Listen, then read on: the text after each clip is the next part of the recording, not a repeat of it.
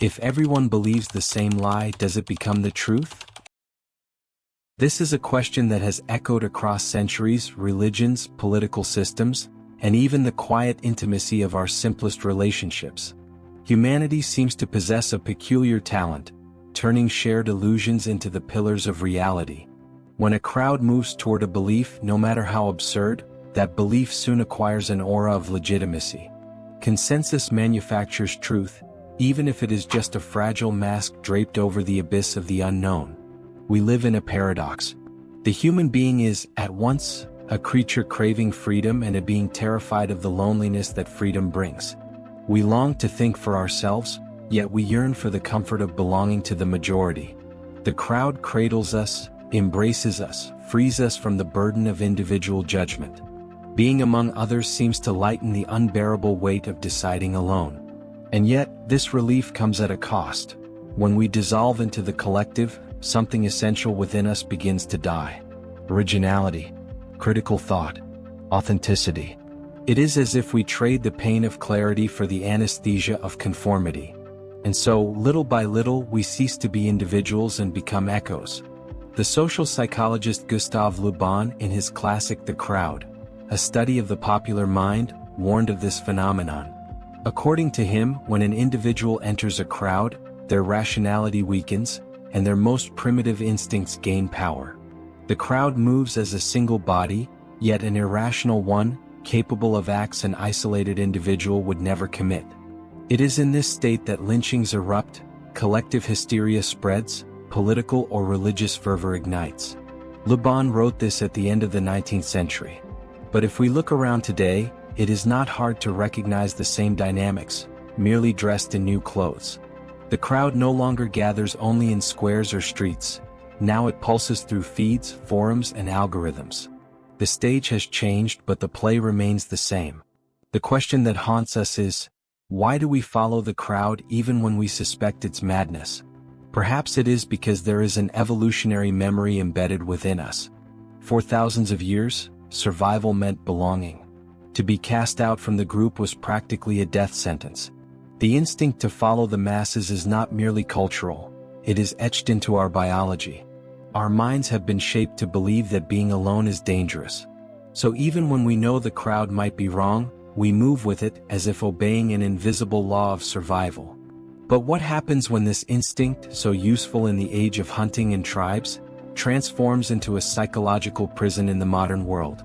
What happens when the crowd is no longer fighting for our physical survival, but instead fuels illusions, addictions, ideologies, and even subtle forms of tyranny? Today we live in a world overflowing with information, yet under an unprecedented pressure to align with what everyone seems to think. There is always a digital majority, an instant public opinion, a wave of outrage demanding immediate allegiance. To resist is to risk exclusion, cancellation, and forced silence. And this is where the contagion of collective madness takes hold. When we stop thinking for ourselves to avoid the discomfort of standing in the minority, we follow the chorus even when it leads us toward the abyss. The Danish philosopher Kierkegaard once said, "The crowd is the lie." For him, truth can only be found within the interiority of the individual, never in the consensus of the masses. The problem is the crowd does more than lie, it seduces. It offers safety, belonging, and even a certain kind of identity. And for many of us, these gifts seem more valuable than the truth. The contagion of collective madness is not just a political or social phenomenon. It is also existential. It confronts us with an intimate choice. Do we prefer the solitude of authenticity, or the companionship of illusion? Throughout this reflection, we will explore the psychological and philosophical mechanisms that drive us to follow the crowd, even when it means surrendering our own sanity. We will examine Jung's notion of the collective shadow, Nietzsche's critique of herd morality, and Bauman's depiction of the liquidity of certainty. But above all, we will ask, what does it mean to be an individual in a world that demands unanimity? Because perhaps, in the end, true madness is not that of the crowd, but the solitary courage it takes not to follow it. Why do we follow the crowd? The answer may be older than civilization itself. It is etched in our bones, in the invisible fibers that connect our minds to the primitive past. For thousands of years, survival meant staying together. The human who strayed from the group did not merely lose protection. He lost the very right to live. Imagine a small prehistoric clan. The fire casts light on weary faces, and there, within the circle of warmth, lies safety from predators, shared food, the passing of knowledge. But anyone who dared to step away to think for themselves and walk alone into the darkness would be swiftly devoured by the wild. Isolation was death. This ancestral instinct hasn't disappeared. It has merely changed its stage. Today we no longer face tigers or wolves, yet the human brain still reacts to the threat of exclusion as if it were a matter of life and death. When we feel social rejection, the same areas of the brain that light up in response to physical pain are activated. Being outside the group still hurts, only now not in the body but in the soul. Social psychology has studied this phenomenon in fascinating ways. In the 1950s, psychologist Solomon Asch conducted a classic experiment on conformity. He gathered a group of people and showed them cards with lines, asking which line matched another in length. The answer was obvious. But there was a catch. Everyone except one participant had been instructed to give the wrong answer. The result? Over 70% of individuals at some point chose to agree with the group, even knowing they were wrong. The fear of standing out outweighed the evidence before their eyes. This experiment reveals something unsettling. Our minds are not wired to seek truth, they are wired to seek belonging. Between being right and being part of the group, we almost always choose the latter. Another iconic study was conducted by Stanley Milgram in the 1960s. He wanted to understand how far people would obey authority, even against their own conscience. In his experiment, volunteers were instructed to administer electric shocks to another participant, actually an actor, whenever they answered a question incorrectly. With each mistake, the intensity of the shock increased. Many believed they were causing real pain, even risking death. Yet over 60% of volunteers continued delivering shocks to the maximum level, simply because an authority figure said, "Continue, it is necessary." These two experiments, Asch's and Milgram's, reveal the same dilemma. We cannot bear the solitude of thinking differently, nor the responsibility of disobedience. We follow the crowd because belonging is stronger than truth. We obey because we fear carrying the weight of choice alone. And yet, this vulnerability opens the door to something darker, the contagion of irrationality. When everyone around us believes a lie, the lie becomes comfortable. When everyone obeys an absurd command, obedience begins to feel normal. The herd anesthetizes us against guilt. But there is something even more subtle. It's not just fear of exclusion. It's about our very identity. Who are we, if not the reflection of the groups we belong to? Our tastes, beliefs, opinions, even our emotions, are shaped by the circles we move through. We are less individual than we think. Within us lives the voice of the tribe, the shadow of the crowd. This is the danger of the instinct to belong. It does more than protect us. It imprisons us. It can turn us into invisible prisoners of a cell called we. In the contemporary world, this dynamic takes new forms. Consider social media. It exploits our desire to belong in almost cruel ways. Every like, every comment, every share acts as a small signal of acceptance. A psychological reinforcement that trains us to think, feel, and act according to the majority. Few can bear the sensation of posting something and receiving silence. It is like standing before a crowd and not being heard. That pain is real. And that is why we follow. We follow fashion, we follow trends, we even follow causes and movements without truly understanding them. Not because we seek truth, but because we seek connection. We follow the crowd to avoid being outcasts in a new tribe. But does this make us more human or more fragile?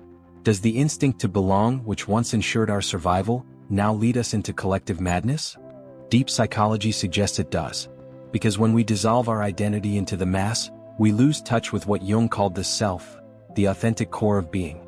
The crowd offers comfort, but demands in return the surrender of individuality. It is an invisible pact, security in exchange for truth. And here lies the most painful paradox. We seek the crowd because we fear solitude, yet it is precisely in solitude that we can discover our essence. Being alone is frightening, but it is also the only space where true thought can flourish. The crowd protects us from physical death, but solitude protects us from spiritual death. So we return to the initial question: why do we follow the crowd? Because we are vulnerable. Because we still carry within us the ancestral fear of being abandoned in the dark. Because, in a way, we are still the same creatures who huddled around the fire, fearing the eyes of the night. The difference is that today the predators are no longer wolves or tigers. They have other names: ideology, propaganda, fashion, public opinion, digital hysteria. yet they remain hungry. And every time we choose to belong without reflection, they feed on us. Perhaps the more important question is not, why do we follow the crowd? But, for how long? If there is something that haunts humanity more than solitude, it is the vision of what we carry within ourselves. Carl Gustav Jung, in developing his analytical psychology, showed us that each individual carries a shadow, the hidden, repressed side, that which we do not wish to see or reveal. It is the accumulation of everything we reject within ourselves: anger, envy, greed, instincts, and desires deemed unacceptable. But Jung went further. He didn't speak only of the individual shadow, but also of the collective shadow, when what is repressed by millions finds an outlet in the mass. At this point, we are no longer confronting personal failings, but historical eruptions of irrationality. It is shared darkness taking form. When solitary individuals carry their shadows, the burden is bearable. But when entire crowds repress the same psychic contents, they return with multiplied force, manifesting in phenomena that resemble collective delusions. The masses become hosts to something greater than any isolated person. The collective shadow is a monster without a face, yet it acts with human hands. History offers a stark illustration. The 20th century, marked by totalitarian regimes, was one of the clearest manifestations of this process. Entire populations, seemingly civilized, succumbed to the call of leaders who merely gave shape to the collective shadow. Hatred, resentment, desire for revenge, and thirst for power, hidden during times of crisis, found an outlet. The result was devastating: wars, genocides, concentration camps. No one wants to believe they could commit atrocities. The ordinary individual thinks, "I would never do that." Yet it is precisely within the crowd that the shadow finds freedom. Responsibility dissolves. The individual self fades. And suddenly what once seemed unthinkable becomes commonplace. The collective shadow doesn't need monsters to act. It only needs ordinary people in a state of mass. Today we don't need to look to past regimes to see this mechanism at work. It manifests in our era in subtler yet equally disturbing ways. Consider virtual lynchings. One person makes a mistake, sometimes grave, sometimes trivial, and suddenly thousands of voices unite in a single moralizing fury. The individual is erased, humiliated, cancelled. Each participant believes they are merely expressing legitimate indignation. But collectively, what we witness is the eruption of the collective shadow, an unconscious need to project onto others what we refuse to see in ourselves. This is what Jung called projection. When we cannot bear to face our own flaws, we project them onto others. The individual who unconsciously carries their shadow becomes vulnerable to dumping it onto the next person. Now imagine this multiplied by millions.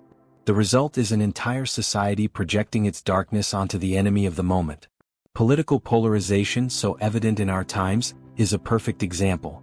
Each side believes itself to be the embodiment of truth and justice, while the other is painted as the sum of all evils. This process is not rational but psychological. It is the projection of the shadow. And the more we repress our own instincts, the more violently we perceive them in others. The adversary becomes a mirror of everything we refuse to accept within ourselves. The German philosopher Friedrich Nietzsche had already anticipated this phenomenon when he spoke of the morality of resentment. When we cannot confront our own weaknesses, we create external enemies to bear the blame for our pain. Jung later gave this a psychological framework, the collective shadow. Yet the shadow is not merely a danger. Jung also believed that facing it could be a path to transformation. Integrating the shadow is acknowledging our own capacity for evil, for violence, for irrationality.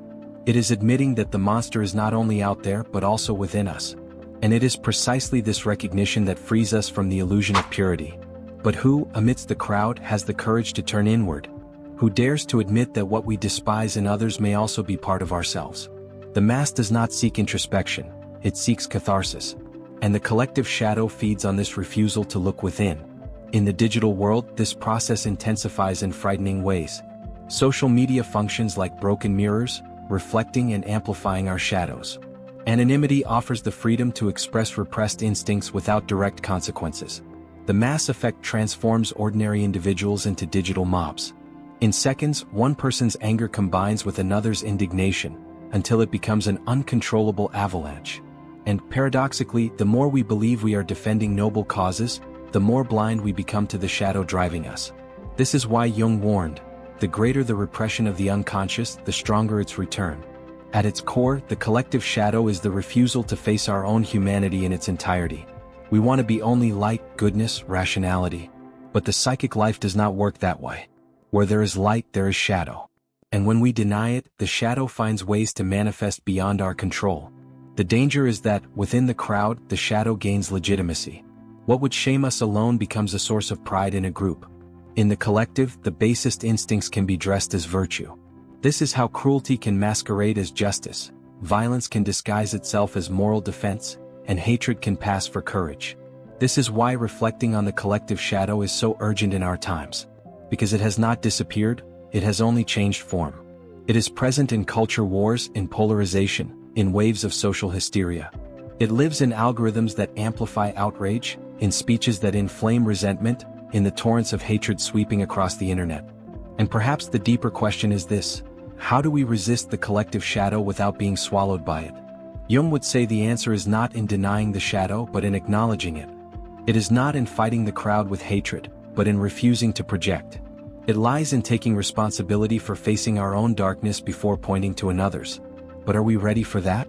Or is it more comfortable to follow the crowd and believe that evil always resides outside ourselves? Friedrich Nietzsche once wrote, "Madness in individuals is something rare, but in groups, parties, nations and eras, it is the rule." The phrase reads almost like a prophecy.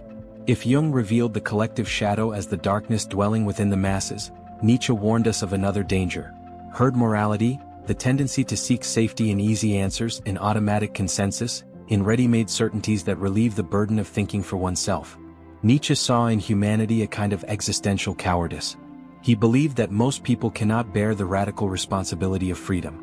To be free is to carry the burden of creating meaning in a world that offers no guarantees. It is to live without absolute foundations, without ready-made manuals. For him, this is the greatest human challenge, and also the greatest source of anguish. Yet the crowd offers a seductive escape, the illusion that we do not have to decide alone. Herd morality acts as a psychological refuge. If everyone believes the same, if everyone follows the same rules, then I can rest in the comfort of not being the only one. And so, we dissolve our uniqueness into a consensus that shields us from the solitude of choice. This dynamic is dangerous because it robs us of authenticity. When we follow herd morality, we stop living as individuals and start living as copies.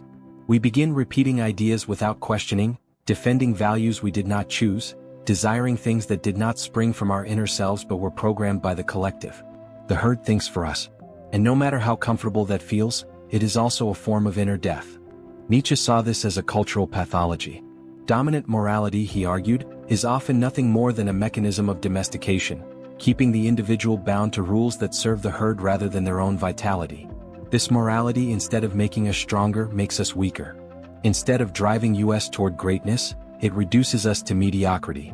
And isn't that exactly what we see in our era? We live in a world saturated with instant opinions where speed replaces depth. Algorithms show us what everyone is talking about, what's trending, what's popular. It is as if technology itself has become a digital shepherd, guiding us toward the ready-made truths of the moment. The herd no longer gathers only in the square. It parades before us in real time, through the screens we carry in our pockets. The result is a new kind of conformity. No longer merely political or religious, but cultural, psychological, aesthetic. We follow the crowd in everything. The way we speak, the way we dress, the opinions we echo, even the emotions we believe we should feel. If the majority is outraged, we are outraged too. If the majority celebrates, we celebrate too. Herd morality hands us the emotional map of the week. And paradoxically, we have never felt so free. Modern discourse on freedom convinces us that we are autonomous individuals, capable of choosing everything, from what to consume to whom to believe. But, as Nietzsche might have smiled wryly, this freedom is an illusion.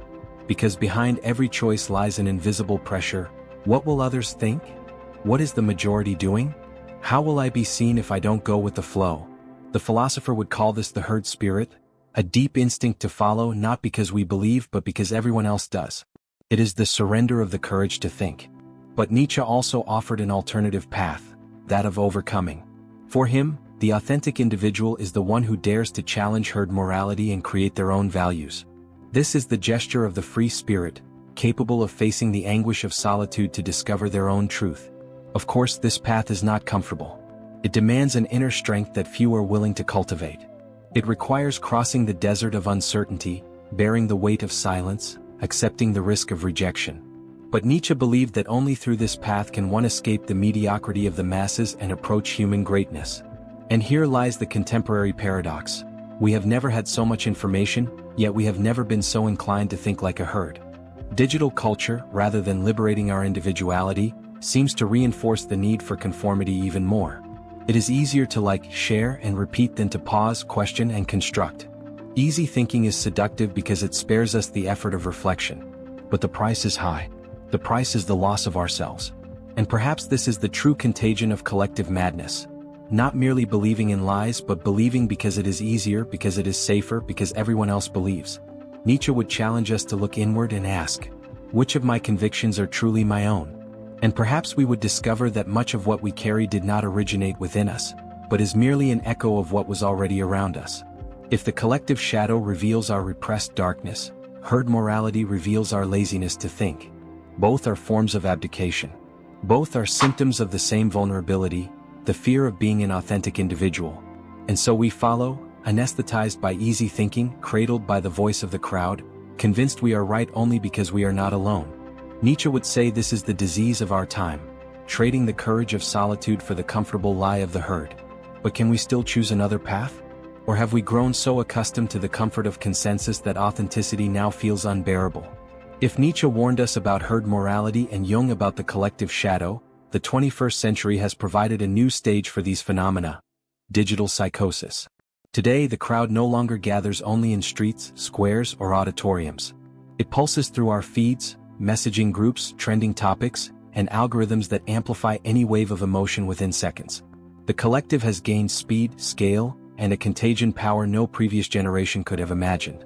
The internet is, at its core, an accelerator of collective madness. Fake news, rumors, and conspiracy theories spread as easily as memes. Polarization intensifies because each individual is pushed into information bubbles that confirm their beliefs and demonize the different.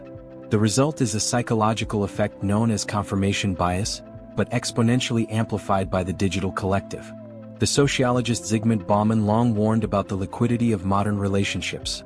Nothing is fixed, everything is temporary, everything flows rapidly. In the digital world, this liquidity manifests in opinions, indignations, and feelings that arise and vanish within hours, yet leave permanent traces in the collective psyche. The anxiety of not belonging, of not being aligned with the wave of the moment, drives millions to adopt beliefs and behaviors without reflection. Following the crowd has never been so compulsive. And the most disturbing part, the sense of urgency and belonging can create a kind of virtual collective psychosis. It is not merely a metaphor, it is a real phenomenon, documented in studies of digital behavior. When the majority acts irrationally, sharing panic, fear, or anger, the individual tends to internalize this behavior. The human mind, wired to follow the group, transforms what begins as information into a shared emotion, and that emotion can spread faster than any factual truth. The clearest example lies in the spread of fake news and conspiracy theories. A rumor can go viral within minutes, mobilizing collective indignation, fear, and even hatred. Millions of people, even aware of the possibility of falsehood, end up participating in the narrative. Not because they fully believe it, but because the pressure of the collective and the desire to belong are stronger than reason. Truth becomes secondary to the emotional experience of being on the right side of the crowd. Digital psychosis is not only political or social, it is also emotional. Viral emotions become a currency of validation. Every like or share reinforces the need to align feelings with the collective standard. What was once internal, subjective, now becomes measured, compared, and publicly evaluated. Our emotional intimacy transforms into a mass spectacle, and the pressure to feel like everyone else turns emotional freedom into yet another form of imprisonment. Nietzsche might argue that there has never been more opportunity for free thought, yet never so much ease in abandoning it. The illusion of digital choice is often just another channel for herd morality. The paradox is cruel: the more connected we are, the more dependent we become on collective validation. Depth psychology helps us understand the mechanism. Conformity bias and the projection of the collective shadow, once limited to physical interactions, now multiply on a planetary scale. Every tweet, every post, every reaction is a single drop in the ocean of the collective mind. And the sum of these drops can create waves of irrational behavior that affect millions of lives within hours. What we see is the transformation of the physical crowd into a digital crowd, faster, invisible, harder to contain. Yet the effect is the same: ordinary individuals acting together become capable of actions they would never undertake alone. And most strikingly, emotional and cognitive contagion requires neither coherence nor logic. The mere intensity of a shared emotion is enough for it to become the norm. But there is something even more insidious. Digital psychosis feeds on emotional liquidity and uncertainty. The more unstable we feel, the more we seek the mask to guide us. And the more we seek the mask, the more we lose ourselves. It is a feedback loop, where anxiety generates conformity, and conformity generates more anxiety. And it is not just about followers or likes. It is about the erosion of our capacity to reflect. The more we surrender to the collective flow, the less space remains for introspection. The more we react, the less we think. The result is a kind of critical numbness. We are connected to millions, yet disconnected from ourselves.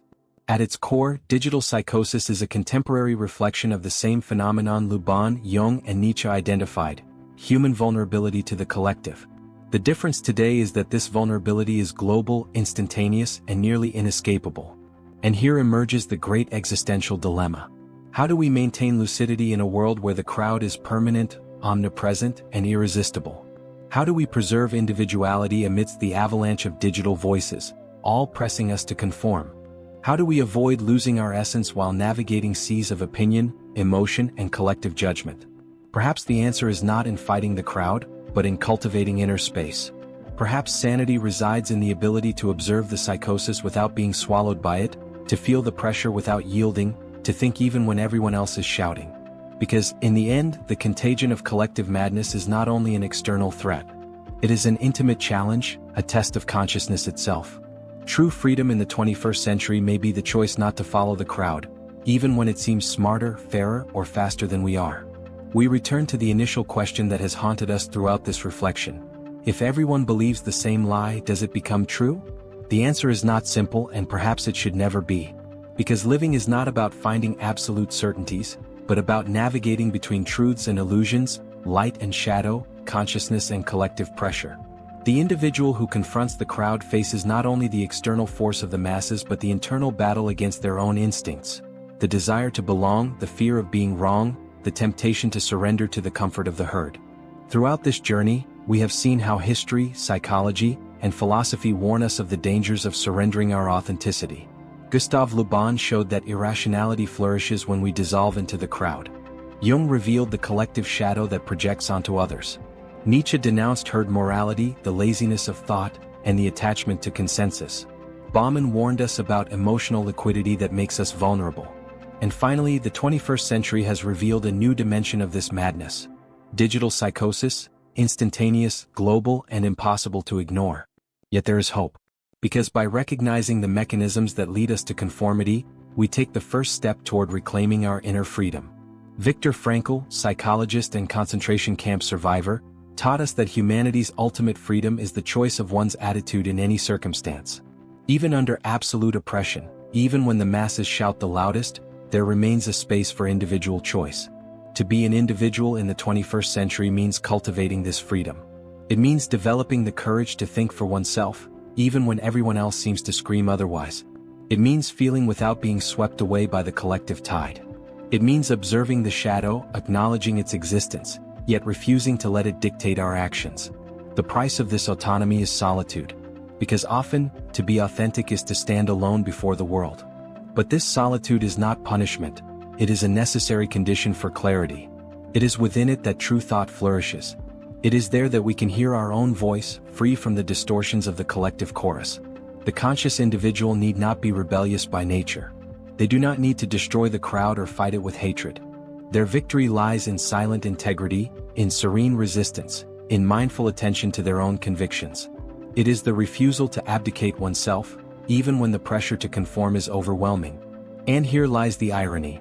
By resisting the crowd, we not only preserve our sanity but also inspire others to question, to reflect, to reconnect with their own authenticity. An individual who truly thinks is not lonely only in suffering. They are a beacon, a reference of inner freedom amid collective chaos.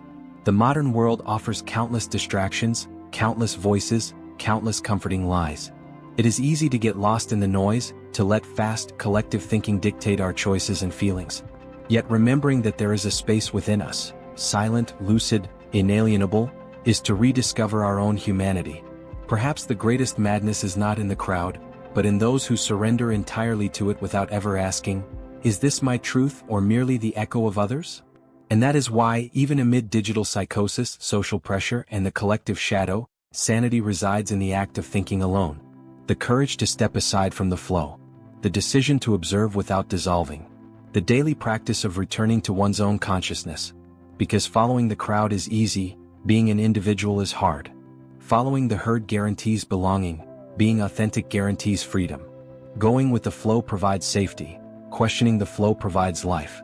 In the end, perhaps the true collective madness does not lie in the groups lost to hysteria, polarization, and irrationality, but in each of us who allows the voice of the crowd to override our own inner voice.